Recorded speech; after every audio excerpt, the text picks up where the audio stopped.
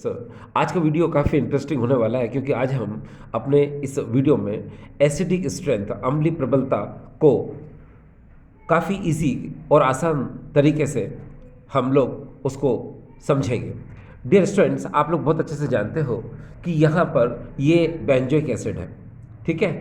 और benzoic acid में जो इसकी एसिडिक स्ट्रेंथ होती है, जो इसकी अम्लीय प्रबलता होती है, वो इस बात पर डिपेंड करती है कि ये अपना जो हाइड्रोजन है एज ए प्रोटॉन कितनी जल्दी लिबरेट कर सकता है। वैसे भी आप लोग बहुत अच्छे से जानते हैं किसी भी एसिड की एसिडिक स्ट्रेंथ इस बात पर डिपेंड करती है कि वह अपना हाइड्रोजन एज ए प्रोटॉन कितनी जल्दी लिबरेट करता है। जितनी जल्दी वह अपना हाइड्रोजन लिबरेट करेगा एज ए प्रोटॉन, उतना ही स्ट्रॉन्ग वो एसिड होगा, उसकी एसिडिक स्ट्रेंथ उतनी ही ज़्यादा होगी। हिंदी में सुने, किसी भी अम्ल की अम्लीय प्रबलता इस तथ्य पर आधारित होती है कि वह कितनी शीघ्रता से अपने हाइड्रोजन को प्रोटॉन के रूप में त्यागता है। जितनी सरलता से वह अपने प्रोटॉन को त्याग देता है, उसका अम्लीय प्रबलता जो है उतना ही ज़्यादा होता है और वह उतना ही प्रबल अम्ल होता है, ठीक है। तो डियर स्टूडेंट्स, देखिए यहाँ पर हम इस बात को समझेंगे। आप पहले इसको देखें, ये बेंजोइक एसिड है और बेंजोइक एसिड में हम यहाँ पर पैरा पोजीशन पर ये मिथाइल ग्रुप को लगा देते हैं। आप बहुत अच्छे से जानते हो कि यहाँ पर ये जो मिथाइल ग्रुप है इसमें प्लस आई इफेक्ट होता है, इसमें धनात्मक प्रेरणिक प्रभाव होता है, ठीक है। और ये इलेक्ट्रॉन रिपेलिंग ग्रुप होता है, ये इलेक्ट्रॉनों को प्रतिकर्षित करने वाला समूह होता है, जिसके वजह से ये इलेक्ट्रॉन जो है ये बेंजीन रिंग की तरफ जाते हैं और ये जो कार्बोक्सिलिक ग्रुप का जो कार्बन है यहाँ पर इलेक्ट्रॉन डेंसिटी को बढ़ा देते हैं, इलेक्ट्रॉन घनत्व को बढ़ा देते हैं और फिर यहाँ पर ये OH बॉन्ड को स्ट्रॉन्ग कर देते हैं। ये बॉन्ड क्या हो जाता है, इसका स्ट्रॉन्ग हो जाता है। जब ये बॉन्ड स्ट्रॉन्ग हो जाएगा तो ये आसानी से अपने प्रोटॉन को लिबरेट नहीं कर पाएगा, ठीक है। ये आसानी से अपने हाइड्रोजन को प्रोटॉन ग्रुप में नहीं त्याग पाएगा, ठीक है। अब यहाँ पर आप जो देख रहे हो वो ये कि इस बेंजोइक एसिड के कंपैरिजन में यहाँ पर ये जो कंपाउंड आपको नजर आ रहा है इसकी एसिडिक स्ट्रेंथ इस बेंजोइक एसिड से क्या है, कम है, ठीक है। अच्छा, दूसरी बात यह है कि ये जो बेंजोइक एसिड है इसमें देखिए कोई ग्रुप नहीं है। ग्रुप नहीं होने की वजह से क्या होगा कि इसका जिस तरह से प्रोटॉन लिबरेट होता है उसका उसी तरह से अब भी प्रोटॉन लिबरेट होगा, ठीक है। अच्छा, तो इन दोनों का अगर हम कंपैरिजन करें तो आप समझ गए कि ये वीक एसिड होगा किससे, बेंजोइक एसिड से। ये दुर्बल अम्ल होगा किससे, बेंजोइक अम्ल से। तो हमने एरो ऐसे बना दिया, ठीक है। इन दोनों का कंपैरिजन हमने किया। अब हमारे सामने एक और कंपाउंड है, यहाँ देखिए। अब हमने इस पैरा पोजीशन पर हमने इस NO2 ग्रुप को लगा दिया। आप बहुत अच्छे से जानते हो कि इस NO2 में माइनस आई इफेक्ट होता है, ठीक है।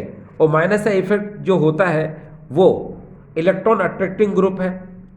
ये इलेक्ट्रॉन को अपनी तरफ क्या करता है, आकर्षित करने वाला होता है। लेकिन डियर स्टूडेंट्स, इसमें माइनस आई इफेक्ट के अलावा इसमें माइनस आर इफेक्ट भी होता है, ठीक है। ये देखिए मैं लिख देता हूं यहाँ पर, क्या होता है ये माइनस आर इफेक्ट। तो जो माइनस आर इफेक्ट होता है, ये माइनस आर इफेक्ट इस माइनस आर इफेक्ट से क्या होता है, ज़्यादा स्ट्रांग होता है, ठीक है। इसीलिए ये क्या करता है कि इलेक्ट्रॉनों को अपनी तरफ क्या करता है, अट्रैक्ट करता है। ये देखिए इसमें एरो इस तरफ है, ठीक है। और इसमें एरो कहाँ था, इसमें एरो ऊपर की तरफ था। ये एरो ऊपर की तरफ था क्योंकि CH3 इलेक्ट्रॉन को रिपेल करता है। तो कार्बोक्सिलिक एसिड में जो OH है इसका बॉन्ड स्ट्रॉन्ग हो जाता है, ठीक है, जिससे प्रोटॉन का लिबरेशन, प्रोटॉन आसानी से नहीं निकलता। यहाँ पर थोड़ा सा क्या है, इसका जस्ट अपोजिट है। यहाँ पर देखो NO2 में माइनस आई इफेक्ट होता है एज वेल एज इसमें माइनस आर इफेक्ट होता है। आप बहुत अच्छे से जानते हो कि माइनस आई इफेक्ट के कंपेरिजन में ये जो माइनस आर इफेक्ट होता है ये ज़्यादा स्ट्रॉन्ग होता है, ठीक है। क्योंकि इसके अंदर क्या होता है कि ये जो पाई इलेक्ट्रॉन होते हैं, ये पाई इलेक्ट्रॉन यहाँ आएंगे और NO2 में ये पाई इलेक्ट्रॉन क्या करेंगे, मूवमेंट करना स्टार्ट कर देंगे। इसीलिए यहाँ पर -R इफेक्ट की बात हुई है, ठीक है। और -I का तो मतलब पता है आपको कि NO2 ग्रुप क्या इलेक्ट्रॉन को अपनी तरफ अट्रैक्ट करेगा, मगर उसमें रेजोनेंस नहीं होगा। अगर -R इफेक्ट की बात आ रही है तो उसमें हम रेजोनेंस की बात कर रहे हैं, ठीक है। इसको -M और हम इसको -R इफेक्ट भी कह सकते हैं। तो अब अगर ऐसा होता है, ये इलेक्ट्रॉनों को अपनी तरफ अट्रैक्ट करता है, या इसमें ये जो इलेक्ट्रॉन है, ठीक है, पाई इलेक्ट्रॉन, ये NO2 की तरफ मूव करते हैं और ये रेजोनेंस शो करता है, तो इलेक्ट्रॉन जो है ये OH से कहाँ, नीचे की तरफ आएंगे, कहाँ पर, NO2 की तरफ। तो ये जो OH से इलेक्ट्रॉन आएंगे, फिर देखिए यहाँ पर आए, फिर देखिए यहाँ आए, तो जब इस तरफ आएंगे तो ये जो कार्बोक्सिलिक एसिड है, ठीक है, ये जो कार्बोक्सिलिक ग्रुप है, इसके कार्बन पर इलेक्ट्रॉन डेंसिटी को कम कर देंगे, क्योंकि जब ये इलेक्ट्रॉन खींचेंगे तो पहले तो इलेक्ट्रॉन डेंसिटी इसकी कम होगी, ठीक है। और फिर क्या होगा कि ये OH के बीच का जो बॉन्ड है ये वीक बॉन्ड हो जाएगा, ठीक है। और जब ये वीक बॉन्ड हो जाएगा तो ये आसानी से प्रोटॉन के रूप में बाहर निकल जाएगा। तो हम कहेंगे कि NO2 इस बेंजोइक एसिड में लगा हुआ है, तो ये सबसे स्ट्रॉन्ग एसिड है, इसकी एसिडिक स्ट्रेंथ जो है इन दोनों के कंपैरिजन में ज़्यादा है, इसलिए अब देखिए ऑर्डर ये होगा, ठीक है। देखो ये बातें समझना बहुत ज़्यादा ज़रूरी है, चाहे हम JEE की तैयारी करें, नीट की तैयारी करें, तो ये सारा बेसिक फंडामेंटल है, ये बेसिक नॉलेज हमें आना बहुत ज़्यादा ज़रूरी है। तो आपने देख लिया ये किस तरह से होता है। अब डियर स्टूडेंट्स, यहाँ पर एक कॉन्सेप्ट में समझाऊँ कि अभी यहाँ पर जो जिस लैंग्वेज का मैंने यूज़ किया वो लैंग्वेज एक बार देख लीजिए, फिर मैं इस लैंग्वेज को थोड़ा सा चेंज करूँगा। देखिए कैसे, मैंने आपसे कहा कि CH3 में +I इफेक्ट है और ये इलेक्ट्रॉन को रिपेल करता है, इलेक्ट्रॉन को प्रतिकर्षित करता है, जिसकी वजह से इस कार्बोक्सिलिक ग्रुप के कार्बन पर इलेक्ट्रॉन डेंसिटी राइज हो जाती है, बढ़ जाती है, और ये OH के बॉन्ड को स्ट्रॉन्ग कर देती है, जिससे ये प्रोटॉन के फॉर्म में लिबरेट नहीं होता। अब लेकिन अब यहाँ पर मैंने OR, अब मैं यहाँ पर क्या कर रहा हूँ वो थोड़ा सा देखिए डियर स्टूडेंट्स, आप बहुत अच्छे से जानते हैं कि ये बेंजोइक एसिड में मैंने प्रोटॉन को लिबरेट कर दिया, यहाँ पर भी मैंने देखो प्रोटॉन को लिबरेट कर दिया, और इस CH3 ग्रुप जहाँ पर लिंक है यहाँ पर भी मैंने प्रोटॉन को लिबरेट कर दिया, और यहाँ पर देखिए जहाँ NO2 लगा है यहाँ पर भी मैंने प्रोटॉन को लिबरेट कर दिया। यानी कि ये जो है ये कार्बोक्सिलेट एनायन है ये, ठीक है। अब आपको एक चीज पता होगी कि कार्बोक्सिलेट एनायन की जितनी ज्यादा स्टेबिलिटी होगी, कार्बोक्सिलेट एनायन का जितना ज्यादा स्थायित्व होगा, उसकी एसिडिक स्ट्रेंथ क्या होगी, ज्यादा होगी, ठीक है। अब हम इसी कॉन्सेप्ट को लेकर के चलेंगे। देखिए यहां पर क्या होगा, आपको पता है ये CH3 है और CH3 में +I इफेक्ट होता है, ठीक।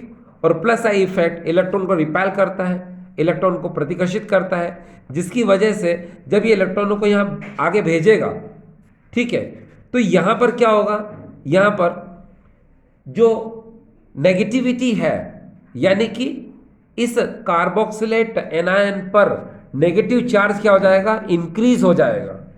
और आपको पता है कि जब इस कार्बोक्सिलेट एनायन पर नेगेटिव चार्ज इंक्रीज हो जाएगा तो ये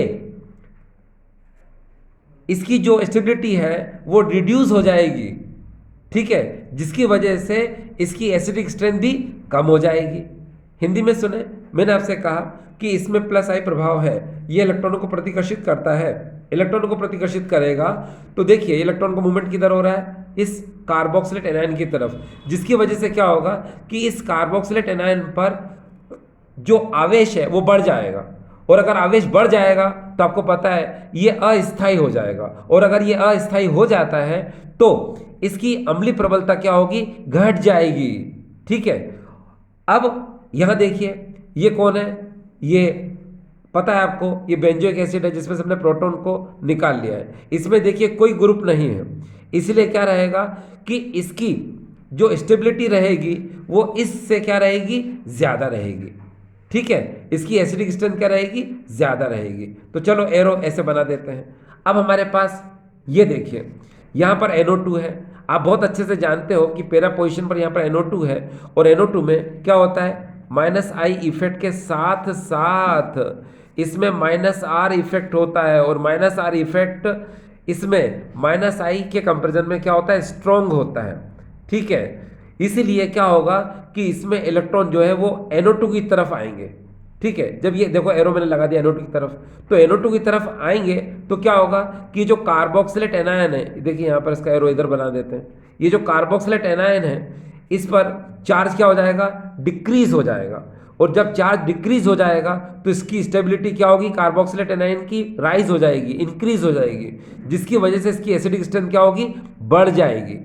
ठीक है, हिंदी में सुने, देखिए इसमें NO2 में आपको पता है -A प्रभाव होता है और साथ में -R प्रभाव होता है या -M प्रभाव होता है, रेजोनेंस मेसोमेरिक है ना। तो आपको पता है -I की तुलना में -R इफेक्ट इसमें क्या होता है, ज़्यादा प्रबल होता है, जिसकी वजह से इसके जो पाई इलेक्ट्रॉन होते हैं वो NO2 में क्या करते हैं, कॉन्जुगेट कर लेते हैं, यानी उसमें संयुग्मित हो जाते हैं। ठीक है, जिसकी वजह से क्या होता है, जो कार्बोक्सिलेट एनायन है इसका आवेश घट जाता है। आपको पता है जब इसका आवेश घट जाएगा तो ये जो कार्बोक्सिलेट एनायन है इसका स्थायित्व बढ़ जाएगा, और अगर स्थायित्व बढ़ जाता है तो उसकी एसिडिक स्ट्रेंथ जो अम्लीय प्रबलता है वो क्या हो जाएगी, बढ़ जाएगी। ठीक है, तो इसीलिए अब एरो इस तरफ लग जाएगा। देखिए डियर स्टूडेंट्स, मैंने यहाँ पर दो अलग अलग कॉन्सेप्ट के अकॉर्डिंग मैंने बताने की कोशिश की है। कुछ बुक्स में इस तरह से एक्सप्लेनेशन होता है, वो भी मैंने बताया आपको, और NCERT में ज़्यादातर जिस तरह से लैंग्वेज का यूज़ होता है मैंने यहाँ पर उस लैंग्वेज का भी यूज़ किया मैंने। तो मैंने आपको दोनों तरह से एक ही क्वेश्चन को समझाने की कोशिश की है कि अगर आपको किसी बुक में इस तरह से अगर एक्सप्लेनेशन रहता है तो आप ये मत सोचना कि वो गलत है, वो भी सही है, और अगर इस तरह से रहता है तो वो भी सही है। ठीक है, अब इस तरह से अगर हम अपने अगले क्वेश्चन की तरफ चलते हैं तो अगला क्वेश्चन देखिए, ये इसमें हमने कुछ ज़्यादा ग्रुप ले लिए। ठीक है, अब देखिए कितने सारे ग्रुप हैं इस बेंजोइक एसिड में। देखो इस बेंजोइक एसिड में NO2 है, इस बेंजोइक एसिड में Cl है, ठीक है, इस बेंजोइक एसिड में CH3 है, इस बेंजोइक एसिड में देखो OCH3 यानी एल्कोक्सी ग्रुप है, ईथर ग्रुप है ना, और इस बेंजोइक एसिड में देखिए अल्कोहल यानी OH हाइड्रोक्सी ग्रुप है। अब आपको बताना है इसकी एसिडिक स्ट्रेंथ क्या होगी। तो डियर स्टूडेंट, डरने की बहुत कोई ज़्यादा ज़रूरत नहीं है आपको, ये बहुत इजी तरीके से आपको समझ में आएगा। बस आपको ये याद रखना है कि किस में कौन सा कॉन्सेप्ट लग रहा है। ठीक है, मैं आपके नॉलेज के लिए बता दूं डियर कि ये जो तीन है यहाँ से लगा के यहाँ तक, ये सब क्या करते हैं, इलेक्ट्रॉनों को भेजते हैं कहाँ पर, COOH ग्रुप की तरफ। ठीक है, जिसकी वजह से क्या होता है कि जिसकी वजह से इसकी जो स्टेबिलिटी है वो क्या हो जाती है, कम हो जाती है, यानी एसिडिक स्ट्रेंथ क्या हो जाती है, कम हो जाती है। बाकी की जो ग्रुप होते हैं ये दोनों, ये इलेक्ट्रॉनों को अपनी तरफ खींचते हैं। ठीक है, जिससे इनकी जो स्टेबिलिटी है वो बढ़ जाती है और एसिडिक स्ट्रेंथ क्या होती है, बढ़ जाती है। ये तो मैंने एक जनरल सी बात बताई नहीं यार आपको, अभी मैंने एक्सप्लेन नहीं किया, अब मैं कर रहा हूँ एक्सप्लेन। देखिए लाइन से चलेंगे हम, कहाँ से, यहाँ से, देखिए यहाँ से शुरुआत करते हैं। अब जरा ध्यान से देखिए, इस बेंजोइक एसिड में पैरा पोजीशन पर OH लगा हुआ है। आपको पता है ये जो ऑक्सीजन है इसके पास लोन पेयर इलेक्ट्रॉन है, यानी एकांकी इलेक्ट्रॉन युग्म है। तो ये क्या करते हैं, ये अपने इलेक्ट्रॉनों को यहाँ भेजते हैं इधर, यानी कि इस तरफ। ठीक है, तो जब इसमें इफेक्ट कौन सा हो रहा है डियर, इसमें +R इफेक्ट हो रहा है, +M इफेक्ट हो रहा है, याद रखना। ठीक है, 1 2 3। ठीक है, तो हम इसमें शुरुआत कर रहे हैं इसके साथ, और याद रखना इसमें +R इफेक्ट इसके कंपैरिजन में बहुत ज्यादा होता है। इसके एल्कोक्सी ग्रुप के कंपैरिजन में OH में +R इफेक्ट क्या होता है, मोस्ट होता है डियर, मोस्ट, ये बहुत ज्यादा होता है। इसको +R कहो या +M कहो, ठीक है, एक ही बात है ना। तो इसमें क्या होता है, +R इफेक्ट और +M इफेक्ट बहुत ज्यादा होता है, तो इसके लोन पे इलेक्ट्रॉन जो है ये पार्टिसिपेट करते हैं, ठीक है, रेजोनेंस में। और यहां पर ये जो कार्बोक्सिलेट एनायन कह लो, ठीक है, यहां पर, या फिर जो कार्बोक्सिलिक ग्रुप है, ठीक है, तो हम यहां पर किसकी बात करेंगे डियर, कार्बोक्सिलेट एनायन की बात करेंगे। तो कार्बोक्सिलेट एनायन पर ये चार्ज को क्या कर देंगे, इंक्रीज कर देंगे। ये चार्ज को क्या कर देंगे, ये ग्रुप क्या कर देते हैं, चार्ज को इंक्रीज कर देते हैं। चार्ज को इंक्रीज करने से इनकी स्टेबिलिटी क्या हो जाती है, वो डिक्रीज हो जाती है। जब स्टेबिलिटी डिक्रीज हो जाएगी तो एसिडिक स्ट्रेंथ क्या हो जाएगी, कम हो जाएगी। ठीक है, यहां हिंदी में सुने, मैंने आपसे कहा कि यहां पर ये जो हाइड्रोक्सी ग्रुप है इसमें ऑक्सीजन पर एकांकी इलेक्ट्रॉन युग्म होता है। एकांकी इलेक्ट्रॉन युग्म होने के कारण ये +R या +M प्रभाव अधिक दर्शाता है। इसमें एल्कोक्सी की तुलना में सबसे ज़्यादा प्लस आर और प्लस एम होता है। तो ये अपना एकांकी इलेक्ट्रॉन युग्म जब यहाँ पर भेजता है तो ये एकांकी इलेक्ट्रॉन युग्म अनुनाद में भाग ले लेते हैं, रेजोनेंस में पार्टिसिपेट कर लेते हैं, जिसकी वजह से ये जो कार्बोक्सिलेट एनायन होगा तो यहाँ पर इसका चार्ज क्या कर देंगे, बढ़ा देंगे, यानी आवेश बढ़ा देंगे। आवेश बढ़ाने से ये क्या हो जाएगा, ये इसकी स्टेबिलिटी क्या हो जाएगी, इसका स्थायित्व क्या हो जाएगा, घट जाएगा। ठीक है, और अगर स्थायित्व घट जाएगा तो इसकी एसिडिक स्ट्रेंथ भी क्या हो जाएगी, घट जाएगी। तो चलो ये समझ में आ गया। अब हम बात करते हैं यहाँ पर, तो यहाँ पर भी देखिए कि यहाँ OH था लेकिन यहाँ पर क्या OCH3 है। तो इस CH3 के साथ ये ऑक्सीजन है। आपको पता है ऑक्सीजन में लोन पे इलेक्ट्रॉन होते हैं, लोन पे इलेक्ट्रॉन इसके पार्टिसिपेट करते हैं कहाँ, रेजोनेंस में। मगर इसमें CH3 भी तो है, तो CH3 की वजह से क्या होता है, इसमें प्लस आर इफेक्ट क्या होता है, थोड़ा कम हो जाता है। ये लिख देता हूं मैं प्लस आर, इसमें इसके कंपेरिजन में थोड़ा सा क्या लेस है, ये देखिए कम है।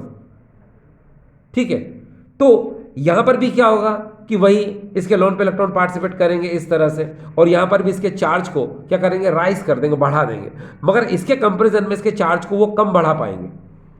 ठीक है, जिसकी वजह से क्या होगा, इसकी स्टेबिलिटी जो होगी वो क्या, मैंने बताया ना, इसकी स्टेबिलिटी क्या, ये OH ग्रुप क्या करता है, इसकी स्टेबिलिटी को ज़्यादा रिड्यूस कर देता है, ज़्यादा कम कर देता है। लेकिन ये क्या करता है, इसमें प्लस आर इफेक्ट इसके कंपेरिजन में कम है, तो ये थोड़ी सी स्टेबिलिटी को क्या कर देता है, इसकी रिड्यूस कर देता है। इसके कंपेरिजन में क्या कर देता है, इसकी स्टेबिलिटी को थोड़ा कम कर पाता है, कम रिड्यूस कर पाता है। ठीक है, अब इसके जस्ट बाद इसका मतलब ये निकला कि इसमें इसके कंपैरिजन में इसकी एसिडिक स्ट्रेंथ क्या होगी, ज्यादा होगी। देखो इस बात को मैं फिर से क्लियर कर दूं, देखो OH में प्लस आर इफेक्ट ज्यादा है, ठीक है, OCH3 में प्लस आर इफेक्ट कम है। तो जब ये ज्यादा इलेक्ट्रॉन, इसके जो लोन पे इलेक्ट्रॉन होते हैं, ये जब पार्टिसिपेट करेंगे रेजोनेंस में, है ना, तो इसका जो इफेक्ट है वो ज्यादा होता है, जिसकी वजह से यहाँ चार्ज ज्यादा बढ़ जाएगा, यहाँ पर चार्ज कम बढ़ पाएगा। बस इसी कंपेरिजन में चार्ज यहाँ कम बढ़ पाएगा और यहाँ पर चार्ज क्या, ज्यादा बढ़ पाएगा। ठीक है, समझ में आ रहा है। अब हम आ गए कहां पर, यहां CH3 पे। तो CH3 में अगर आप ध्यान से देखें तो इस CH3 में दो इफेक्ट होते हैं। एक तो प्लस H इफेक्ट होता है जिसको हम लोग बोलते हैं हाइपर कॉन्जुगेशन इफेक्ट। ठीक है, और वो अगर समझ में नहीं आ रहा है आपको तो आप इसको बोल सकते हैं कि इसमें जो है प्लस I इफेक्ट होता है। ठीक है, तो ये देखिए इसमें प्लस I इफेक्ट होता है। ठीक है, प्लस R के कंपेरिजन में प्लस I इफेक्ट थोड़ा सा कम स्ट्रांग होता है, यानी कि प्लस आई के कंपेरिजन में प्लस आर जो है ज्यादा स्ट्रांग होता है। तो प्लस आई क्या हुआ, कम स्ट्रांग हुआ, तो ये क्या करेगा, कम इलेक्ट्रॉन को क्या करेगा, रिपेल करेगा। कहां पर, इधर। तो यहां पर ये भी क्या करेगा, इसके कंपेरिजन में कम चार्ज को राइज कर पाएगा, इसकी तुलना में कम आवेश को बढ़ा पाएगा। तो इसकी एसिडिक स्ट्रेंथ क्या होगी, इसके कंपेरिजन में क्या हो जाएगी, यहां पर ज्यादा हो जाएगी। अब देखिए ये तो बेंजोइक एसिड है, इसमें तो कोई ग्रुप नहीं जुड़ा हुआ है, इसलिए इन तीनों के कंपैरिजन में इसकी एसिडिक स्ट्रेंथ, इसकी अम्लीय प्रबलता क्या होगी, ज्यादा होगी। ये देखिए मैंने ऐसे कर दिया। अब हम आ गए कहाँ, यहाँ आ गए। आपको बहुत अच्छे से पता है कि यहाँ पर ये Cl है, और Cl में क्या होता है, माइनस आई इफेक्ट होता है। और माइनस आई इफेक्ट जो होता है, इसमें इलेक्ट्रॉन ये अट्रैक्टिंग ग्रुप होता है, ये इलेक्ट्रॉनों को अपनी तरफ क्या करता है, आकर्षित करता है, जिसकी वजह से क्या होता है, जिसकी वजह से यहां पर ये जो COOH में जो कार्बोक्सिलेट एनायन होता है, ठीक है, उसके चार्ज को ये डिक्रीज कर देता है। इसके कार्बोक्सिलेट एनायन पर जो आवेश होता है उसको ये Cl क्या कर देता है, घटा देता है, यानी कम कर देता है। देखिए एरो मैंने इधर बना दिया, तो कम कर देगा तो क्या होगा, इसकी स्टेबिलिटी क्या हो जाएगी, बढ़ जाएगी। इसकी स्टेबिलिटी बढ़ जाएगी तो एसिडिक स्ट्रेंथ क्या होगी, इसकी ज्यादा हो जाएगी। ठीक, अब हम आ गए कहां पर, यहां पर आ गए NO2 में। तो आपको पता है NO2 में, ठीक है, मैंने बताया था आपको अभी, है ना, कि NO2 में क्या होता है, माइनस आई इफेक्ट होता है, एज वेल एज इसमें माइनस आर इफेक्ट होता है। मगर माइनस आई के कंपेरिजन में माइनस आर इफेक्ट क्या होता है, ज्यादा इफेक्टिव होता है, ज्यादा स्ट्रांग होता है। इसीलिए ये स्ट्रांगली क्या करेगा, अपने तरफ इलेक्ट्रॉनों को क्या करेगा, खींचेगा। ठीक है, क्योंकि इसके अंदर क्या होगा, रेजोनेंस हो जाएगा, ये वाले इलेक्ट्रॉन यहाँ आएंगे और इस NO2 में जो इलेक्ट्रॉन है वो ऑक्सीजन की तरफ चले जाएंगे।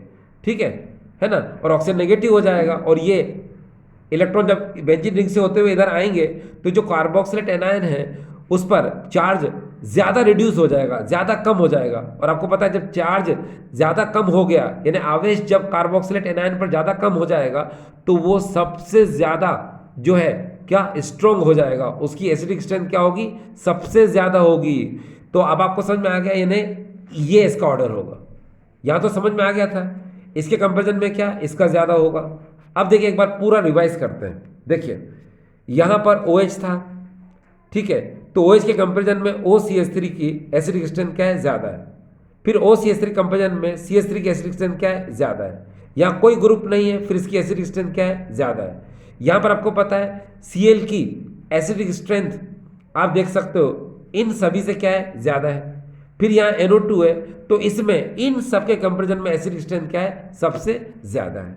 ठीक डियर, चलिए अब हमारे सामने जो क्वेश्चन है, यहाँ पर आप देख सकते हैं कि बेंजोइक एसिड है, और बेंजोइक एसिड से हमने आर्थो मेटा पैरा पोजीशन पर NO2 लगा रखा है।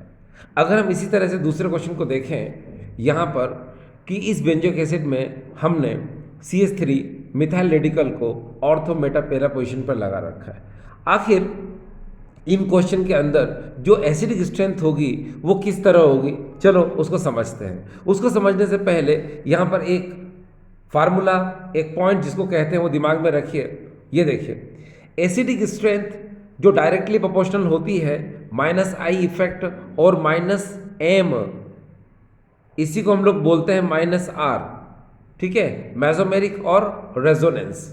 ठीक है, तो मैंने क्या बताया, एसिडिक स्ट्रेंथ जो होती है वो डायरेक्टली प्रोपोर्शनल होती है -I इफेक्ट के या फिर -M और -R इफेक्ट के। ठीक, और इन्वर्सली प्रोपोर्शनल होती है किसके, +I इफेक्ट के एंड +M और +R इफेक्ट।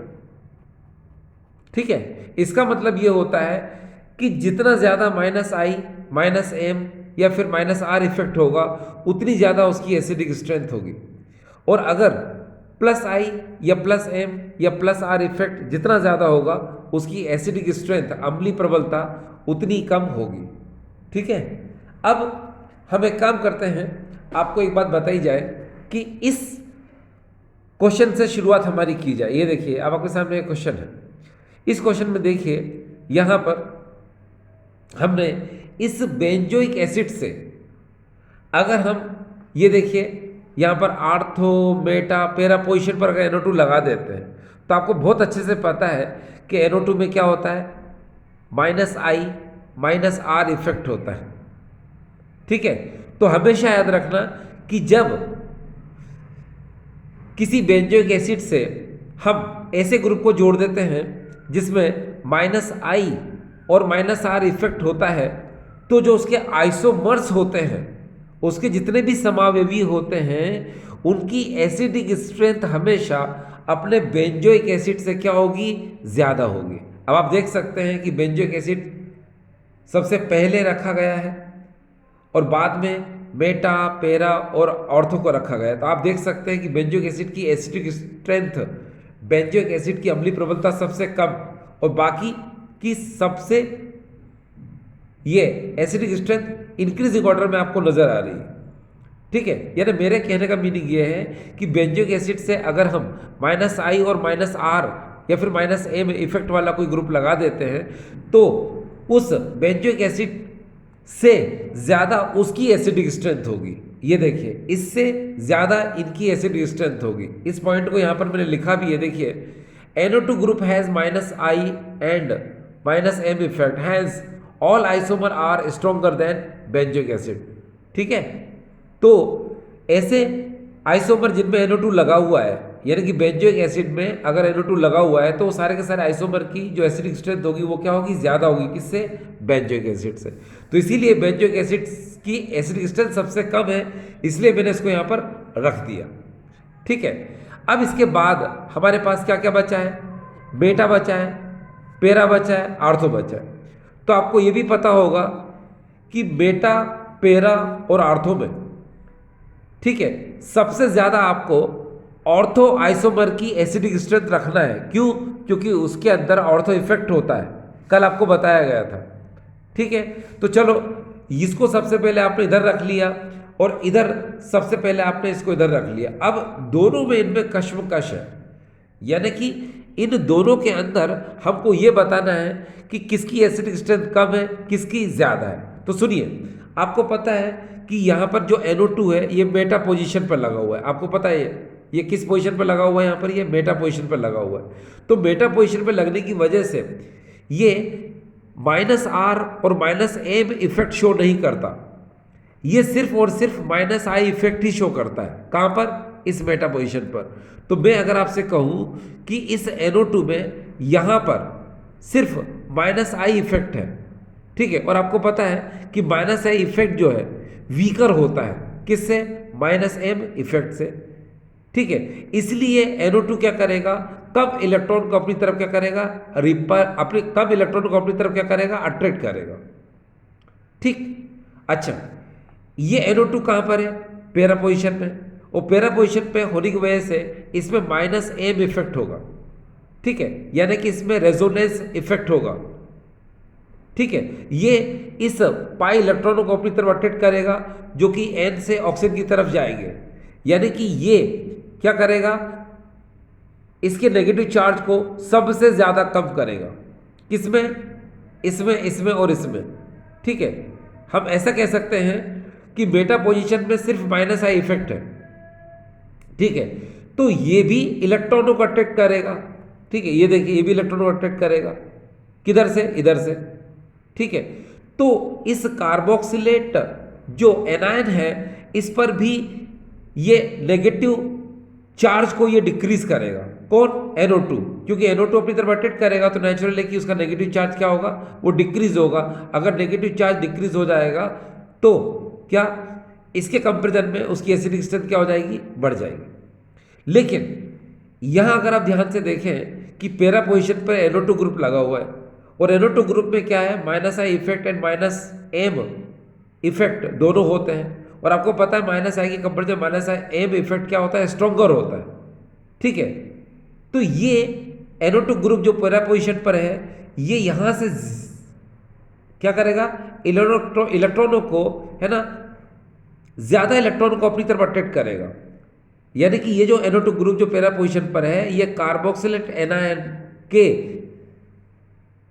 इलेक्ट्रॉनों को ये ज्यादा अपनी तरफ अट्रैक्ट करेगा, जिसकी वजह से इस कार्बोक्सिलेट एनायन पर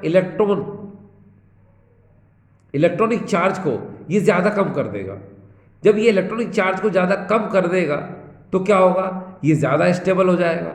किसके कंपेरिजन में? इसके कंपेरिजन में ज्यादा स्टेबल हो जाएगा। इसीलिए इसकी एसिडिक स्ट्रेंथ इसी कंपेरिजन में क्या हो जाएगी, बढ़ जाएगी। और यहाँ तो आपको पता है क्या कि आर्थो इफेक्ट होता है। तो आर्थो इफेक्ट में क्या होगा कि जो आर्थो आइसोमर होता है इसकी जो एसिडिक स्ट्रेंथ होती है अदर आइसोमर से क्या होती है, ज़्यादा होती है। इसीलिए सबसे पहले कौन आएगा, ये आएगा, ठीक है। तो अब आप समझ गए, सबसे पहले क्या, बेंजोइक एसिड, फिर ये मेटा नाइट्रोबेंजोइक एसिड, फिर ये पैरा नाइट्रोबेंजोइक एसिड, और लास्ट में क्या आएगा, आर्थो नाइट्रोबेंजोइक एसिड। अगर आप इसकी पीके वैल्यू से भी देखें तो ये बात क्लियर होती है। ये देखिए, यहाँ पर इसकी पीके वैल्यू 4.19 है, यहाँ पर 3.45 है, यहाँ पर 3.41 है और यहाँ पर 2.17 है। यानी कि इधर से आप इस तरफ जाओगे, किधर से, इधर जाओगे इस तरफ, तो इसकी पीके वैल्यू क्या हो रही है, डिक्रीज हो रही है। पीके वैल्यू डिक्रीज होगी, पीके मान इसका कम होगा तो इसकी एसिडिक स्ट्रेंथ क्या होगी, बढ़ेगी। इसकी अम्लीय प्रबलता क्या होगी, बढ़ेगी, ठीक है। तो ये आपको समझ में आ रहा होगा, ठीक है। चलिए अब हम कुछ और एग्जाम्पल लेंगे तो आपको जो भी डाउट है वो बिल्कुल पूरी तरह से क्लियर हो जाएंगे, ठीक है। देखिए अब हम अगले क्वेश्चन की तरफ जा रहे हैं। अगला क्वेश्चन हमने ये ले लिया आपके सामने, ये देखिए यहाँ पर आप क्या देख रहे हैं, यहाँ पर आप देख रहे हैं कि इस बेंजोइक एसिड से हमने ये CH3 ग्रुप आर्थो पर, मेटा पर और पैरा पर लगा दिया। अब हमने इसकी एसिडिक स्ट्रेंथ को बताना है। तो मैं आपको यहाँ पर इसके बारे में थोड़ा सा बताऊँ, ये पॉइंट क्लियर है, जरा दिमाग में रखिए कि CH3 group has +I effect. ये आपको पता है CH3 ग्रुप में +I इफेक्ट होता है, लेकिन सम टाइम ये +H इफेक्ट भी शो करता है। तो मेनली जो है इसमें +I इफेक्ट तो होता ही है, ठीक है। तो सुनिए, CH3 group has +I effect, hence all isomer are weaker than benzoic acid. जितने भी इसके आइसोमर होंगे वो बेंजोइक एसिड से क्या होंगे, वीकर होंगे। लेकिन एक्सेप्ट आर्थो आइसोमर, क्यों? क्योंकि आर्थो आइसोमर में क्या होता है, आर्थो इफेक्ट लगता है, इसलिए आर्थो आइसोमर क्या होगा, हमेशा क्या होगा, स्ट्रॉन्गर एसिड होगा, यानी उसकी एसिडिक स्ट्रेंथ क्या होगी, ज़्यादा होगी। तो चलिए अब यहाँ पर ये वाला पॉइंट दिमाग में रखिए, देखिए acidic strength plus I effect बढ़ने पर, यानी कि प्लस आई इफेक्ट अगर है तो उसकी एसिडिक स्ट्रेंथ क्या होती है, कम होती है। यानी कि आपको पता है बेंजोइक एसिड है, तो बेंजोइक एसिड से अगर CH3 ग्रुप लगा है तो क्या होगा कि जितने भी आइसोमर हैं उन सबकी एसिडिक स्ट्रेंथ क्या होनी चाहिए, कम होनी चाहिए। किसकी, ऑर्थो की भी कम होनी चाहिए, मेटा के भी कम होनी चाहिए, पैरा की भी कम होनी चाहिए। लेकिन ऑर्थो आइसोमर में क्या होता है, आर्थो इफेक्ट होता है, और आर्थो इफेक्ट की वजह से बेंजोइक एसिड से इसकी जो एसिडिक स्ट्रेंथ है वो क्या होती है, ज़्यादा होती है। इसलिए हमने सबसे पहले इसको रखा और फिर किसको रखा, हमने बेंजोइक एसिड को रखा। तो ये दोनों पॉइंट तो बिल्कुल क्लियर है आपके। अब इन दोनों की बात है, तो इन दोनों में देखिए क्या होता है कि ये जो मेटा पोजीशन पर CH3 लगा है, इसमें ओनली प्लस आई इफेक्ट होता है। यानी कि ये यहाँ मेटा पोजीशन पर जो CH3 है ये प्लस H इफेक्ट शो नहीं करता, सिर्फ plus I effect he show करता है। और प्लस आई इफेक्ट में इलेक्ट्रॉन क्या करते हैं, रिपेल करेंगे। जब ये इलेक्ट्रॉन को रिपेल करेगा, ये इलेक्ट्रॉन यहाँ जाएंगे और कार्बोक्सिलिक एसिड या फिर जो कार्बोक्सिलेट एनायन है उसके चार्ज को ये क्या करेंगे, इंक्रीज कर देंगे। जब उसके चार्ज को ये इंक्रीज कर देंगे तो क्या होगा, उसको ये उसकी स्टेबिलिटी को ये कम कर देंगे। स्टेबिलिटी कम हो जाएगी तो एसिडिक स्ट्रेंथ क्या हो जाएगी, इसकी और कम हो जाएगी। ठीक है, इसकी एसिडिक स्ट्रेंथ क्या हो जाएगी, और कम हो जाएगी। किसी कंपेरिजन में, इसके कंपेरिजन में। ठीक, अब हम आ गए कहाँ पर, हम आ गए यहाँ पर। यहाँ देखिए क्या होगा कि यहाँ जो CH3 पैरा पोजीशन पर है, पैरा पोजीशन पर होने की वजह से इसमें क्या होता है कि हाइपर कॉन्जुगेशन, आप याद करो हाइपर कॉन्जुगेशन आपने 11th में पढ़ा होगा। इस CH3 को आप ऐसे लिख सकते हो, ये देखिए ऐसे लिख सकते हैं आप। तो आपको पता है इसमें 3 हाइड्रोजन जो है वो अल्फा हाइड्रोजन बोलते हैं इनको। ये अल्फा हाइड्रोजन है, ये भी अल्फा हाइड्रोजन और ये भी अल्फा हाइड्रोजन है। ठीक है, और ये जो है ये कॉन्जुगेशन सिस्टम से क्या होता है, ये लिंक होता है। ठीक है, तो कॉन्जुगेट सिस्टम से जब ये लिंक होगा तो ये वाला हाइड्रोजन जो है ये क्या कर लेगा, इसमें पार्टिसिपेट कर लेगा। यानी इसके जो बॉन्ड है, ये C और H के जो बॉन्ड है, ये हाइपर कॉन्जुगेशन में क्या कहते हैं, ये बॉन्ड ये इसमें पार्टिसिपेट कर लेते हैं और इधर क्या हो जाता है, रेजोनेंस हो जाता है। ठीक है, जिसकी वजह से क्या होगा, ये जो कार्बोक्सिलेट एनायन है इस पर चार्ज क्या हो जाएगा, ज़्यादा इंक्रीज हो जाएगा। अब जब चार्ज इसके कंपेरिजन में जब चार्ज ज़्यादा इसमें इंक्रीज हो जाएगा तो इसकी स्टेबिलिटी इसके कंपेरिजन में बहुत ज़्यादा कम हो जाएगी। जब इसकी स्टेबिलिटी बहुत ज़्यादा कम हो जाएगी तो एसिडिक स्ट्रेंथ क्या हो जाएगी, इसकी डिक्रीज हो जाएगी।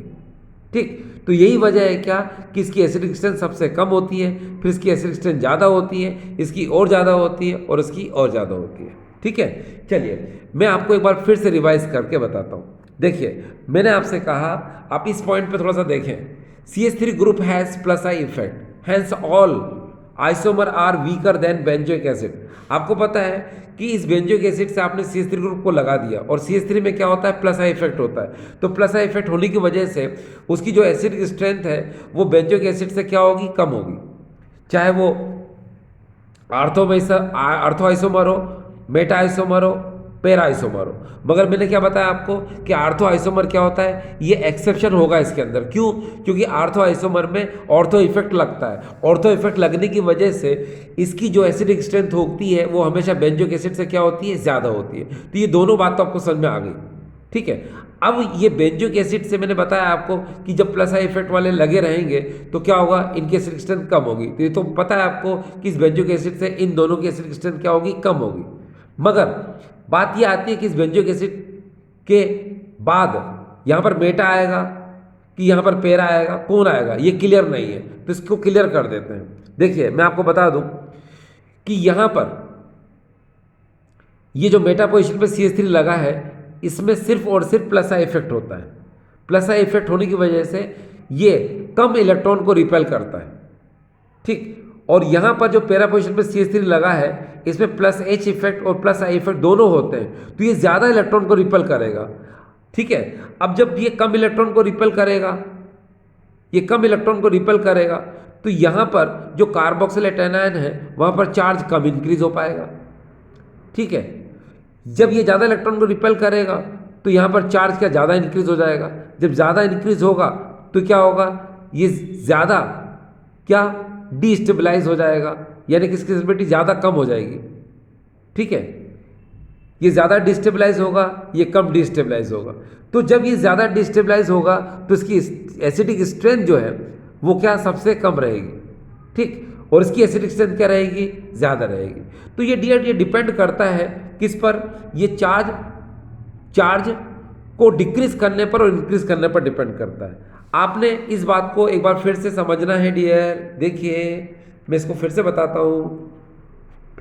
मान लो ये COOH ग्रुप है सपोज, इसी को अगर हम चाहें तो इसको कैसे लिख सकते हैं, अगर आप थोड़ी देर के लिए देखें तो इसको ऐसे भी लिख सकते हैं। देखिए इसको इस तरह भी समझ सकते हैं, एक ही बात है। या तो आप कार्बोक्सिलेट एनायन लिखो या कार्बोक्सिलिक ग्रुप लिखो, एक ही बात है। अब मैंने आपसे कहा कि यहाँ पर अगर आप कोई ऐसा ग्रुप लगाते हो जिसमें प्लस आई इफेक्ट हो, है ना, ये क्या है प्लस आई इफेक्ट, तो ये क्या करेगा, ये इलेक्ट्रॉन रिपेल करेगा, इलेक्ट्रॉन देगा। तो ये जो कार्बोक्सिलेट एनायन है इस पर चार्ज क्या होगा, ज़्यादा इंक्रीज हो जाएगा। जब चार्ज ज़्यादा इंक्रीज होगा तो इसकी स्टेबिलिटी क्या हो जाएगी, रिड्यूस हो जाएगी। इसकी स्टेबिलिटी रिड्यूस हो जाएगी तो एसिडिक स्ट्रेंथ क्या हो जाएगी, वो भी रिड्यूस हो जाएगी, वो भी कम हो जाएगी। अब इसका उल्टा अगर हम यहाँ पर एक काम करें क्या, कि इस कार्बोक्सिलेट एनायन से अगर हम यहाँ पर कोई ऐसा ग्रुप लगा दें जिसमें माइनस आई इफेक्ट हो, जैसे ये, तो ये क्या करेगा, ये इलेक्ट्रॉनों को अपनी तरफ क्या करेगा, अट्रैक्ट करेगा। जब ये इलेक्ट्रॉन अपनी तरफ अट्रैक्ट करेगा तो इसके इलेक्ट्रॉन क्या इधर आ जाएंगे, किधर, इस तरफ आ जाएंगे। ये देखिए जब इस तरफ आएंगे तो यहाँ पर जो कार्बोक्सिलेट एनायन है इस पर चार्ज डिक्रीज हो जाएगा, और जब चार्ज डिक्रीज होगा तो उसकी स्टेबिलिटी क्या होगी, बढ़ जाएगी। स्टेबिलिटी बढ़ जाएगी तो एसिडिक स्ट्रेंथ क्या हो जाएगी, उसकी बढ़ जाएगी। तो डियर एक बात ध्यान रखना, क्या कंफ्यूज होने की जरूरत नहीं है।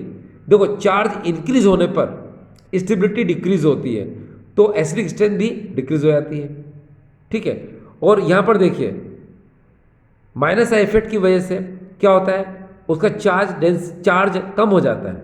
चार्ज कम होने की वजह से, ठीक है, नेगेटिव चार्ज कम होने की वजह से क्या होता है, उसकी स्टेबिलिटी बढ़ जाती है। स्टेबिलिटी बढ़ने की वजह से उसकी एसिडिक स्ट्रेंथ भी बढ़ जाती है।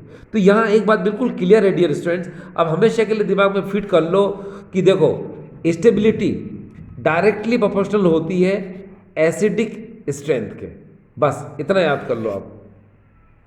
स्टेबिलिटी डायरेक्टली प्रोपोर्शनल होती है एसिडिक स्ट्रेंथ के।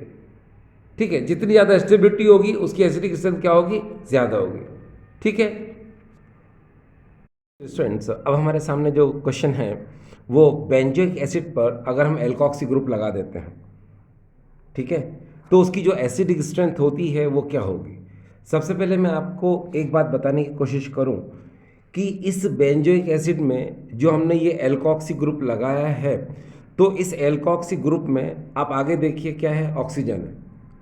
ठीक है, तो होता ये है कि इसको अगर मैं इस तरह लिख दूं, ये देखिए ये OCH3 मैंने इस तरह से कर दिया। आपको पता है कि ये जब एल्कोक्सी ग्रुप जब ये कार्बन से लिंक है, यानी बेंजीन के कार्बन से डायरेक्टली जुड़ा हुआ है, ये बेंजीन के कार्बन से सीधे ही क्या है, संलग्न है, तो होता ये है कि इसकी जो इलेक्ट्रोनेगेटिविटी होती है वो कार्बन के कंपैरिजन में क्या होती है, ज़्यादा होती है। इसकी ऑक्सीजन की जो ऋण विद्युता होती है वो कार्बन से क्या होती है, ज़्यादा होती है। इसीलिए इसमें इलेक्ट्रॉनों को अपनी ओर खींचने की कैपेसिटी होती है। यानी कि हम कह सकते हैं कि इस एल्कोक्सी ग्रुप में क्या होता है, ऑक्सीजन की इलेक्ट्रोनेगेटिविटी ज़्यादा होती है कार्बन से, इसलिए इसमें डियर माइनस आई इफेक्ट होगा। ये देखिए ये माइनस आई इफेक्ट, ये लिख दिया मैंने, माइनस आई इफेक्ट होगा। दूसरी बात, इस OCH3 में ये जो ऑक्सीजन है इसके पास क्या होता है, लोन पेयर इलेक्ट्रॉन होते हैं। तो लोन पेयर इलेक्ट्रॉन होने की वजह से इसके ये जो लोन पेयर इलेक्ट्रॉन है, एकांकी इलेक्ट्रॉन युग्म है, ये बेंजीन के पाई इलेक्ट्रॉनों के साथ क्या रेजोनेंस में पार्टिसिपेट कर लेते हैं, रेजोनेंस यानी अनुनाद में भाग ले लेते हैं। ठीक है, तो इसलिए इसमें एल्कोक्सी ग्रुप में क्या होगा डियर, प्लस आर इफेक्ट भी होगा। ये देखिए, ये प्लस आर इफेक्ट। तो हम यहाँ पर दो बातें समझ रहे हैं कि ये जो एल्कोक्सी ग्रुप है इसमें माइनस आई इफेक्ट तो होगा ही, as well as plus R effect होगा। इसमें माइनस आई प्रभाव तो होगा ही, साथ ही साथ प्लस आर प्रभाव भी होगा। चलिए डियर, स्टार्ट करते हैं। सबसे पहले यहाँ देखिए, हमारे पास ये पैरा पोजीशन पर एल्कोक्सी ग्रुप लगा हुआ है। ये देखिए, एल्कोक्सी यानी मिथॉक्सी ग्रुप लगा हुआ है। आपको पता है कि यहाँ पर क्या है कि प्लस आर इफेक्ट भी होगा, माइनस आई इफेक्ट भी होगा। ठीक है, लेकिन माइनस आई इफेक्ट के कंपैरिजन में प्लस आर इफेक्ट जो है वो ज़्यादा इफेक्टिव होता है, प्लस आर प्रभाव ज़्यादा प्रभावी होता है। इसीलिए क्या कि ये जो है इलेक्ट्रॉन ट्रांसफर करेगा कहाँ पर, इस कार्बोक्सिलिक एसिड पर, यानी कि इस कार्बोक्सिलेट एनायन पर। तो ये क्या करेगा, उस पर चार्ज को बढ़ा देगा, उस पर आवेश को बढ़ा देगा। आपको पता है चार्ज अगर बढ़ जाएगा तो क्या होगा, उसकी स्टेबिलिटी रिड्यूस हो जाएगा, उसका स्थायित्व क्या हो जाएगा, घट जाएगा। और अगर स्थायित्व घट जाएगा तो एसिडिक स्ट्रेंथ, अम्लीय प्रबलता भी क्या होगी, घट जाएगी। इसीलिए इसकी सबसे कम है।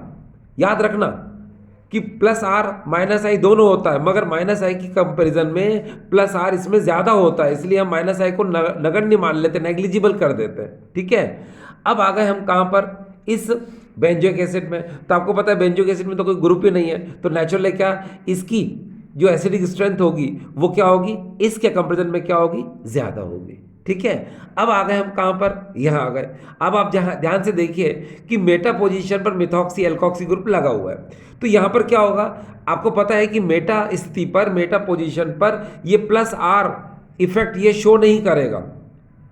ठीक है, क्योंकि मेटा स्थिति पर अगर ये एल्कोक्सी ग्रुप लगा हुआ है तो इसके जो एकांकी इलेक्ट्रॉन युग्म लोन पे इलेक्ट्रॉन है वो रेजोनेंस में पार्टिसिपेट नहीं करेंगे, इसलिए इसमें प्लस आर इफेक्ट प्रभावी नहीं होगा। इसमें सिर्फ और सिर्फ माइनस आई इफेक्ट प्रभावी होगा, यानी माइनस आई प्रभाव होगा।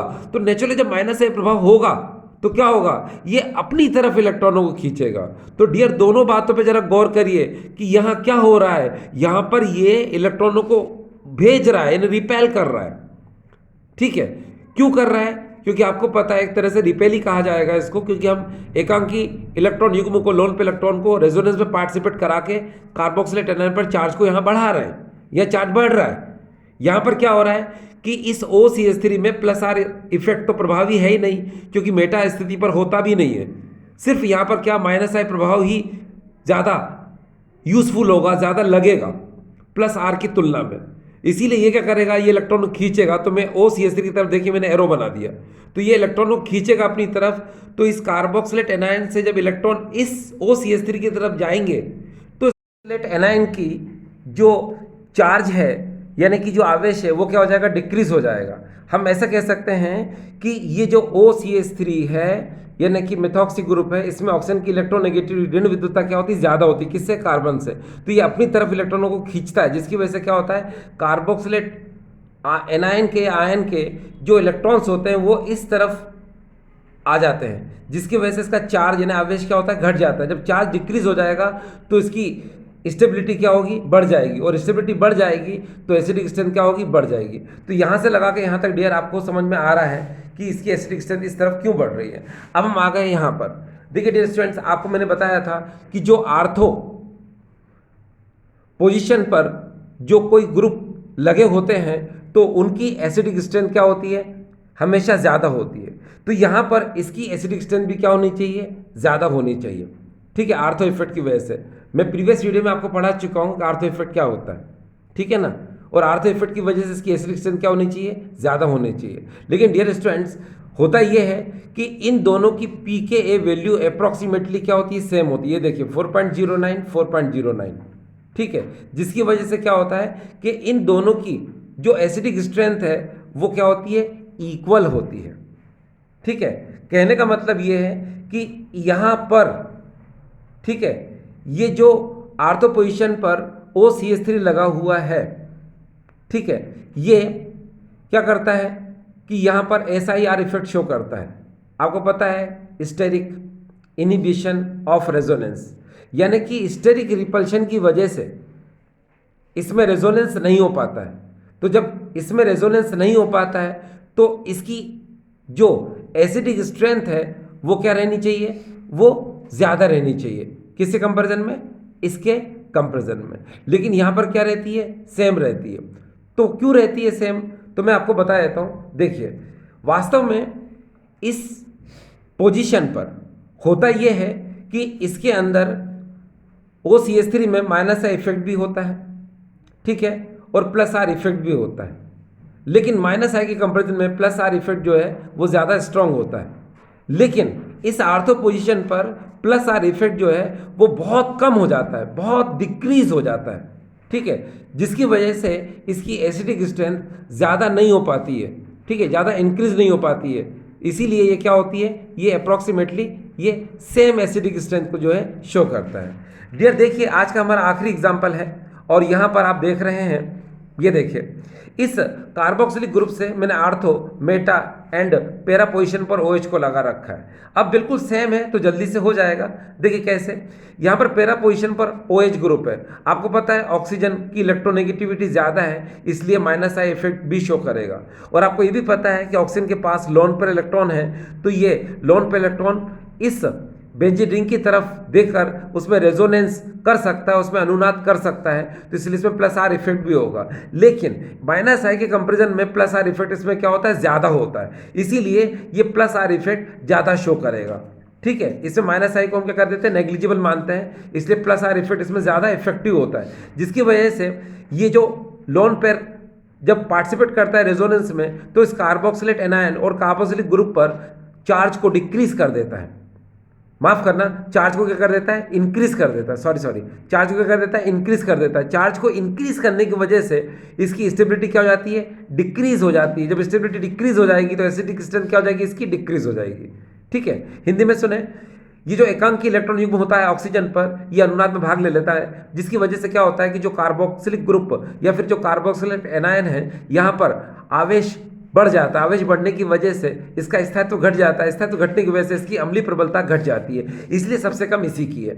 अब देखिए यहाँ पर ये तो कार्बोक्सिलिक ग्रुप है, इसमें कोई आर्थो मेटा पैरा पर कोई ग्रुप जुड़ा हुआ नहीं है, तो नेचुरली क्या होगा कि इसकी जो एसिडिक स्ट्रेंथ होगी वो ऐसे कंपैरिजन में क्या होगी? ज़्यादा होगी। अब आ गए हम कहाँ पर? मेटा पोजीशन पर। मेटा पोजीशन पर देखिए यहाँ पर OH लगा हुआ है। आपको पता है इसमें मेटा पोजीशन पर यहाँ पर जो OH है इसमें प्लस आर इफेक्ट शो नहीं होता, क्योंकि इसमें जो लोन पे इलेक्ट्रॉन है वो रेजोनेंस में पार्टिसिपेट नहीं करते हैं, सिर्फ इसमें माइनस आई इफेक्ट होता है। और आपको पता है माइनस आई इफेक्ट जो है ये वीकर होता है, किससे? प्लस आर इफेक्ट से। तो इसलिए ये क्या होगा कि ये इलेक्ट्रॉनों को अपनी तरफ क्या करेगा? पुल करेगा, अपनी तरफ खींचेगा। जबकि इधर क्या हो रहा था? ये इलेक्ट्रॉनों को भेज रहा था यहाँ पर, तो चार्ज बढ़ रहा था। ये क्या कर रहा है? इलेक्ट्रॉन को अपनी तरफ खींच रहा है, तो चार्ज क्या हो रहा है? ये घट रहा है। तो चार्ज यानी आवेश जब घट जाएगा तो इसकी स्टेबिलिटी क्या होगी? बढ़ जाएगी। स्टेबिलिटी बढ़ने की वजह से इसकी एसिडिक स्ट्रेंथ क्या होगी? बढ़ जाएगी, ठीक है। अब आखिरी बचा है डियर, ये देखिए यहाँ पर आप देख सकते हैं कि ये आर्थो इफेक्ट की वजह से, आपको पता है मैं आर्थो इफेक्ट के बारे में कई बार बता चुका हूँ आपको कि आर्थो इफेक्ट की वजह से ये जो ग्रुप होता है ना, इसकी एसिडिक स्ट्रेंथ क्या होती है? ज़्यादा होती है, ठीक है ना। तो अब आपको पता चल गया कि इसकी एसिडिक स्ट्रेंथ ज़्यादा क्यों होती है, क्योंकि मैंने बताया ना भाई आपको, इसमें SIR इफेक्ट होता है, और SIR इफेक्ट यानी कि स्टेरिक इन्विशन ऑफ रेजोनेंस, यानी कि स्टेरिक रिपल्शन की वजह से इसमें रेजोनेंस नहीं हो पाता। जब रेजोनेंस नहीं हो पाएगा तो क्या होगा? ये इलेक्ट्रॉन जो है आगे नहीं जाएंगे तो क्या होगा? इस पर चार्ज नहीं बढ़ेगा तो क्या होगा? है भाई, उसकी स्टेबिलिटी डिक्रीज नहीं होगी ना, उसकी स्टेबिलिटी क्या रहेगी? ज़्यादा रहेगी, और इसीलिए उसकी एसिडिक स्ट्रेंथ क्या रहेगी? ज़्यादा रहेगी। तो आई होप डियर स्टूडेंट्स आपको समझ में आया होगा, ठीक है। Thank you.